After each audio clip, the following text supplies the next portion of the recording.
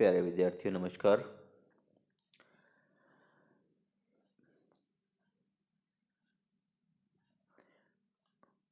आज हम एक ज्वाइंट स्टॉक कंपनी की बात करेंगे। संयुक्त पूंजी कंपनी जिसे कहते हैं।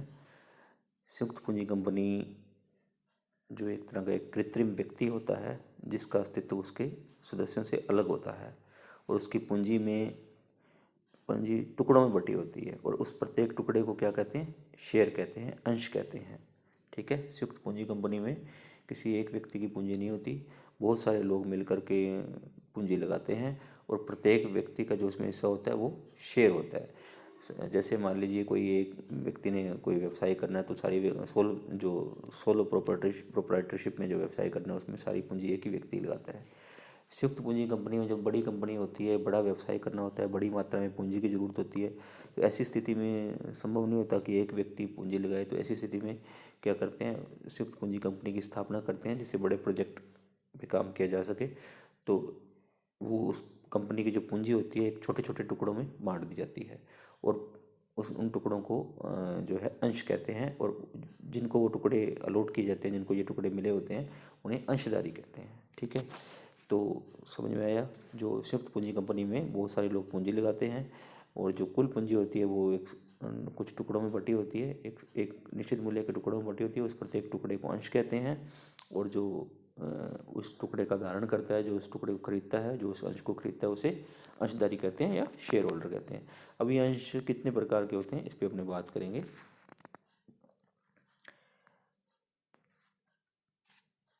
अंश जो है, अंशों के प्रकार की हम जब बात करेंगे तो बेसिकली दो प्रकार के अंश होते हैं, एक तो प्रेफरेंस शेयर होते हैं और एक इक्विटी शेयर होती हैं। अब बात करें प्रेफरेंस शेयर की, अधिमान अंश जिसे कहते हैं। अधिमान अंश या प्रेफरेंस शेयर वो हैं जिन्हें प्रेफरेंस दी जाती है। कहाँ प्रेफरेंस दी जाती है?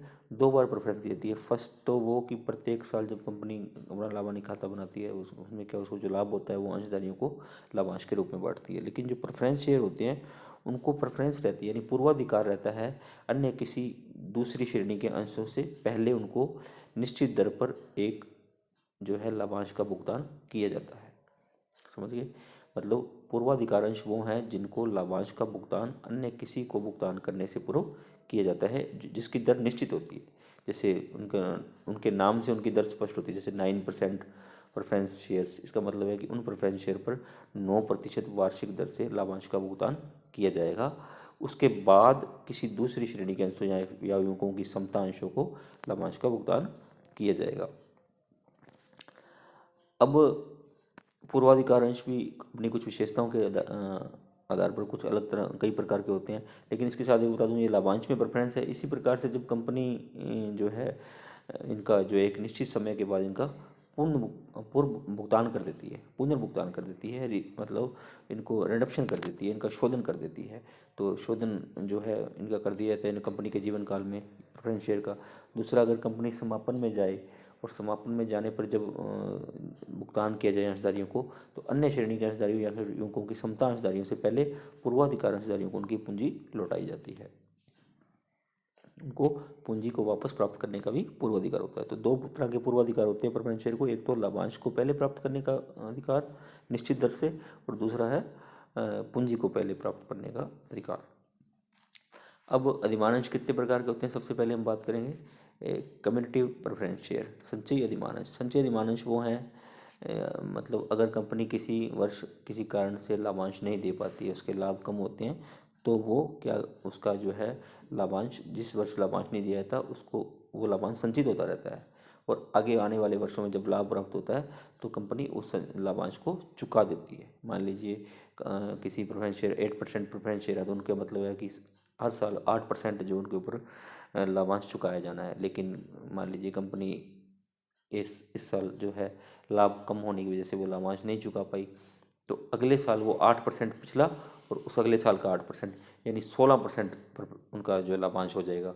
इस तरह से वो संचित होता जाएगा और जब कंपनी के पास लाभ पर्याप्त होंगे तो वो लाभांश का भुगतान उसको प्रेफरेंस शेयर्स को करेगी, अगर वो संचयी पूर्वाधिकार अंश है यानी क्यूमुलेटिव प्रेफरेंस शेयर है। अगर वो संचयी नहीं है तो फिर ऐसा संचित नहीं होगा। इस साल अगर लाभ नहीं हुआ तो उनको लाभांश का भुगतान नहीं किया जाएगा, अगले साल जब लाभ होगा तब उनको लाभांश का भुगतान किया जाएगा।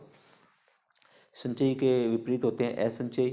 नॉन क्यूमुलेटिव, यानी इनके ऊपर क्या होता है नॉन क्यूमुलेटिव में कि भाई अगर कंपनी के पास लाभ नहीं है तो लाभांश का भुगतान नहीं किया, तो उस जिस लाभांश का भुगतान नहीं किया, जिस वर्ष के लाभांश का भुगतान नहीं किया, उसका भुगतान आने वाले वर्षों में अब नहीं किया जाएगा। ठीक है, संचय में तो आने वाले वर्षों में भुगतान किया जाएगा, लेकिन नॉन क्यूमुलेटिव में आने वाले वर्षों में भुगतान नहीं किया जाना है। उसके बाद बात करते हैं एक अन्य आधार पर अवशिष्ट भागी हैं कि नहीं है। यानी मान लीजिए पूर्वाधिकार अंशधारियों को लाभांश का भुगतान कर दिया, उसके बाद एक निश्चित दर से या कंपनी जो निर्धारित की उस दर से समता अंशधारियों को भी लाभांश का भुगतान कर दिया। उसको भुगतान करने के बाद भी कंपनी के पास लाभ बच गए, तो उस बचे हुए लाभों में अगर पूर्वाधिकार अंशधारियों को हिस्सा प्राप्त करने का अधिकार है तो वो होते हैं अवशिष्ट भागी अधिमानंश, यानी पार्टिसिपेटिंग प्रेफरेंस शेयर, यानी बचे हुए लाभ में भी उनका हिस्सा रहता है। अगर उनको ऐसा अधिकार नहीं है बचे हुए लाभ में हिस्सा प्राप्त करने का तो वो होंगे अनावशिष्ट भागी, यानी नॉन पार्टिसिपेटिंग प्रेफरेंस शेयर्स। समझ में आई बात। अवशिष्ट भागी वो हैं जो अपने हिस्से का लाभांश प्राप्त करने के बाद समतांशधारियों को निश्चित दर से लाभांश देने के बाद अगर कोई राशि शेष बचती है, कोई लाभ शेष बचते हैं, उसमें भी लाभ प्राप्त करने का अधिकार रखते हैं वह अवशिष्ट भागी। अगर ऐसा अधिकार नहीं रखते तो वो हैं अनावशिष्ट भागी। उसके बाद है रिडीमेबल प्रेफरेंस शेयर, यानी शोध्य अधिमानंश। अब भारतीय कंपनी अधिनियम के अनुसार अशोध्य अधिमानंश जो है जारी नहीं किए जा सकते, और शोध्य अधिमानंश कौन से होते हैं जिनका कंपनी अपने जीवन काल में पुनर्भुगतान कर देती है। यानी कंपनी जो है लाभांश प्रेफरेंस शेयर जारी करेगी और उसका जो है एक निश्चित अवधि के बाद, जो कि 20 साल से अधिक नहीं हो सकती, उसका जो है पुनर्भुगतान कर देगी, तो उसे कहते हैं शोध्य अधिमानंश। अगर उसका पुनर्भुगतान ना करना हो कंपनी को, वो हो जाएंगे अशोध्य नॉन रिडीमेबल प्रेफरेंस शेयर। ठीक है, तो दो तरह के ये प्रेफरेंस शेयर हो गए, एक तो हो गए शोध्य और एक हो गए अशोध्य। भारत में अब नई कंपनी अधिनियम के अनुसार अशोध्य अधिमानंश जारी नहीं किए जा सकते। उसके बाद आते हैं कन्वर्टेबल प्रेफरेंस शेयर। ऐसे प्रेफरेंस शेयर जिनका एक निश्चित समय के बाद इक्विटी शेयर में कन्वर्जन हो जाता है, यानी परिवर्तनीय हो जाते हैं, उसे कहते हैं कन्वर्टेबल। और जिनमें ऐसी सुविधा नहीं होती, जो इक्विटी अंश में कन्वर्टेबल नहीं होते, इक्विटी शेयर्स में कन्वर्जन जिनका संभव नहीं होता, वो होते हैं नॉन कन्वर्टेबल। तो ये कन्वर्शन के आधार पर दो तरह के प्रेफरेंस शेयर होते हैं। उसके बाद है संचयी परिवर्तनीय अधिमानंश, यानी क्यूमुलेटिव कन्वर्टेबल। दोनों विशेषताएं पाई जाती हैं, एक तो संचय यानी उनका लाभांश संचित होता रहता है, और दूसरा क्या है वो परिवर्तनीय होते हैं। तो ये होते हैं, इनको कहते हैं हम कम्यूटेटिव कन्वर्टेबल प्रेफरेंस शेयर। ठीक है, अब ये तो हो गए प्रेफरेंस शेयर। इसके अलावा एक दूसरे शेयर होते हैं, वो होते हैं इक्विटी शेयर। इक्विटी अंशधारी वो होते हैं जिनका पुनर्भुगतान कंपनी अपने जीवन काल में नहीं करती, जिन पर लाभांश की कोई दर पूर्व निश्चित नहीं होती। ठीक है, ये वास्तविक स्वामी होते हैं कंपनी के, क्योंकि इनका जो है जो एक बार खरीद लेते हैं इक्विटी अंश, तो उनका भुगतान कंपनी शोधन जो है कंपनी अपने जीवन काल में नहीं करती। उनका पैसा तभी वापस कभी मिल सकता है उनको जब कंपनी समापन में चले जाए। ठीक है, वो जो है कंपनी उन शेयर्स का जो है शोधन नहीं करती। अब कंपनी अधिनियम की बात करें तो जो अधिमान अंश नहीं है, यानी जिन शेयर्स को कोई प्रेफरेंस नहीं दी हुई, अधिमान नहीं दिया गया, वो ही जो है इक्विटी अंश है। इनके ऊपर लाभांश की कोई दर पूर्व निर्धारित नहीं होती। ठीक है, इसके अलावा एक चीज़ और होती है स्टॉक।